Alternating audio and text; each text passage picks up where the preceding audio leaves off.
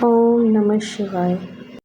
सभी संकटों का नाश करने वाले करुणा और भक्ति के प्रतीक देवों के देव महादेव को समर्पित है सोमवार का व्रत। ऐसा माना जाता है कि जो भी भक्त श्रद्धा और निष्ठा से सोमवार का व्रत करता है, भगवान शिव उसकी सभी मनोकामनाएं पूर्ण करते हैं। आज हम आपके लिए लेकर आए हैं एक पौराणिक कथा, जिसमें साहूकार की दृढ़ भक्ति से ने कैसे भगवान शिव को प्रसन्न किया और कैसे उसके संतान को मृत्यु से जीवन मिला। आइए श्रवण करें सोमवार व्रत की दिव्य कथा।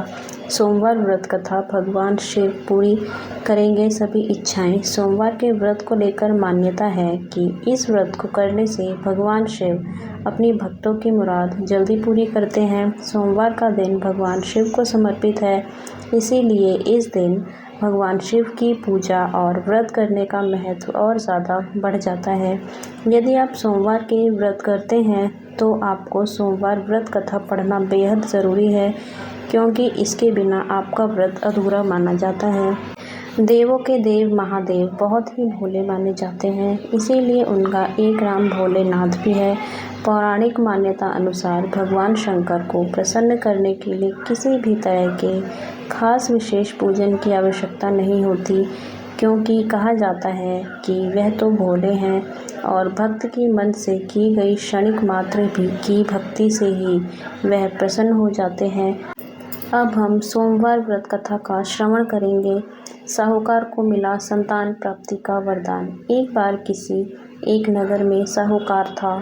उसके घर में धन की कोई कमी नहीं थी, लेकिन कोई संतान न होने के कारण वह बहुत दुखी था।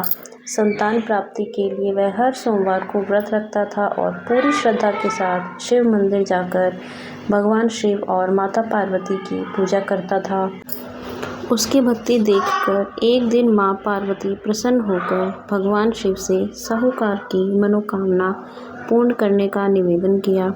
पार्वती जी के आग्रह पर भगवान शिव ने कहा कि हे पार्वती, इस संसार में हर प्राणी को उसके कर्मों का फल मिलता है और जिसके भाग्य में जो हो उसे भोगना ही पड़ता है। लेकिन पार्वती जी ने साहूकार की भक्ति देखकर उसकी मनोकामना पूर्ण करने की इच्छा व्यक्त की। माता पार्वती के आग्रह पर शिवजी ने साहूकार को पुत्र प्राप्ति का वरदान तो दिया, लेकिन उन्होंने बताया यह बालक 12 वर्ष तक ही जीवित रहेगा। साहूकार के पुत्र का कुछ ऐसे हुआ विवाह। माता पार्वती और भगवान शिव की बातचीत को साहूकार सुन रहा था, इसीलिए उसे ना तो इस बात की खुशी थी और ना ही दुख।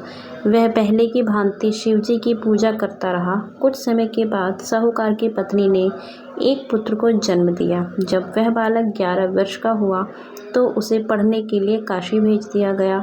साहूकार ने पुत्र के मामा को बुलाकर उसे बहुत सारा धन देते हुए कहा कि तुम इस बालक को काशी विद्या प्राप्ति के लिए ले जाओ। तुम लोग रास्ते में यज्ञ कराते जाना और ब्राह्मणों को भोजन दक्षिणा देते हुए जाना।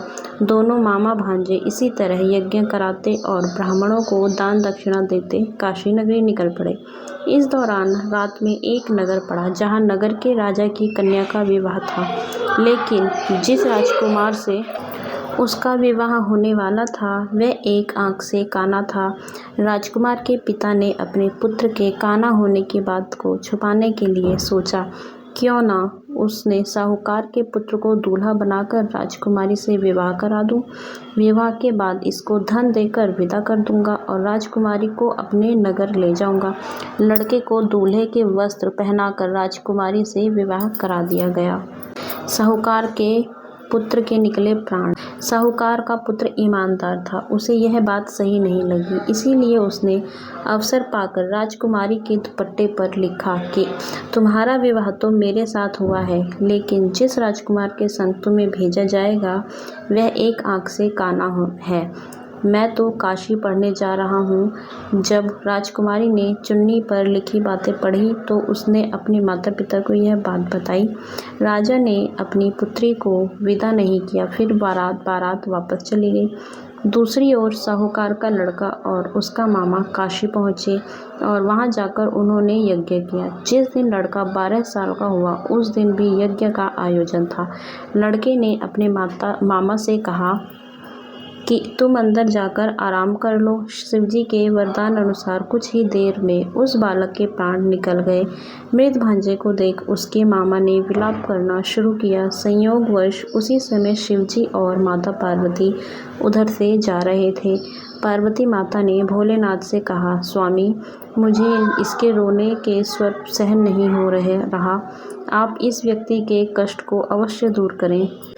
जब शिवजी मृत बालक के समीप गए तो वह बोले कि यह उसी साहूकार का पुत्र है जिसे मैंने 12 वर्ष की आयु का वरदान दिया था। अब इसकी आयु पूरी हो चुकी है, लेकिन मातृभाव से विभोर माता पार्वती ने कहा कि हे महादेव, आप इस बालक को और आयु देने की कृपा करें, अन्यथा इसके वियोग में इसके माता पिता भी तड़प तड़प कर मर जाएंगे। माता पार्वती के पुनः आग्रह पर भगवान शिव ने उस लड़के को जीवित होने का वरदान दिया।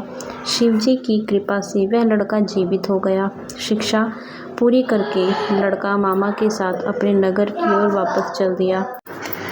दोनों चलते हुए उसी नगर में पहुँचे जहाँ उसका विवाह हुआ था। उस नगर में भी उन्होंने यज्ञ का आयोजन किया। उस लड़के के ससुर ने उसे पहचान लिया और महल में ले जाकर उसकी खातिरदारी की और अपनी पुत्री को विदा किया। इधर साहूकार और उसकी पत्नी भूखे प्यासे रहकर बेटे की प्रतीक्षा कर रहे थे। उन्होंने प्रण रखा था कि यदि उनके अपने बेटे की मृत्यु का समाचार मिला तो वह भी प्राण त्याग देंगे, परंतु अपने बेटे के जीवित होने का समाचार पाकर वह बेहद प्रसन्न हुए। उसी रात भगवान शिव ने साहूकार के स्वप्न में आकर कहा, हे श्रेष्ठी, मैंने तेरे सोमवार के व्रत करने और व्रत कथा सुनने से प्रसन्न होकर तेरे पुत्र को लंबी आयु प्रदान की है। इसी प्रकार जो कोई सोमवार का व्रत करता है या कथा सुनता है और पढ़ता है, उसके सभी दुख दूर होते हैं और सभी मनोकामनाएं पूर्ण होती हैं। सोमवार व्रत कथा यह सिखाती है कि यदि श्रद्धा सच्ची हो और भक्ति निष्कलंक हो तो स्वयं महादेव भी अपने भक्तों के भाग्य को बदल देते हैं। यदि आपको यह कथा पसंद आई हो तो कृपया इस वीडियो को लाइक, शेयर और सब्सक्राइब करें और कमेंट में अवश्य लिखें हर हर महादेव या ओम नमः शिवाय। हम हर दिन आपके लिए लाते हैं ऐसी ही प्रेरणादायक पौराणिक कथाएं और धार्मिक व्रत की महिमा। शिव की कृपा आप सभी पर बनी रहे। जय भोलेनाथ, हर हर महादेव।